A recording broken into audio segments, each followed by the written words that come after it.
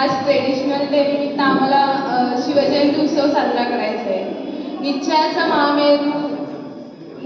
महामेरू अखंड स्थितीचा निर्धारू, निश्चयाचा महामेरू अखंड स्थितीचा निर्धारू, यशवंत, कीर्तिवंत, पुण्यवंत, नीतिवंत, आचारशील, विचारशील, दानशील, धर्मशील या विशेषणांबरोबरच नरपती, गजपती आणि गणपती अशा विशेषणांतून श्रेष्ठत्व अधोरेखित केले जाते. त्या छत्रपती शिवाजी महाराजांना अभिवादन करून आज आम्ही आमचा शिवजयंतीचा उत्सव आम्ही साजरा करणार आहोत.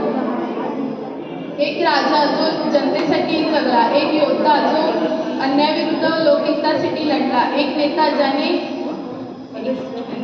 ज्याने गुलामासारखं जगणं नाकारलं आणि जन्म दिला प्रतिष्ठित अशा मराठा साम्राज्याला. इतिहासाच्या पानावर रयतेच्या मनावर, मातीच्या कणावर आणि विश्वासाच्या प्रमाणावर राज्य करणारा राजा म्हणजे राजाशिव छत्रपती. राज्य करणारा राजा म्हणजे राजाशिव छत्रपती. 19 फेब्रुवारी 1630 हा सोन्याचा दिवस. या साईडला मुलं उभी आहेत त्यांच्याकडे बसून घ्या. BSc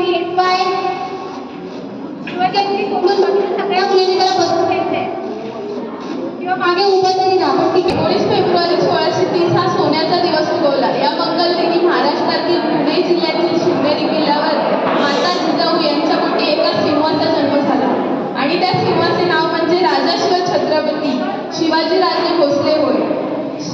छत्रपती शिवाजी महाराजांना शिवबा, शिवराय, शिव अशा अनेक नावांनी ओळखले जाते. 1659 मध्ये विजापूरच्या सुलतानाने अफजल खान याच्या नेतृत्वाखाली सुमारे 20,000 सैनिकांची फौज शिवाजी महाराज यांना पराभूत करण्यासाठी पाठवली होती. तेव्हा शिवाजी महाराजांनी खूप चतुराईने व हुशारीने अफजल खान याचा पराभव केला.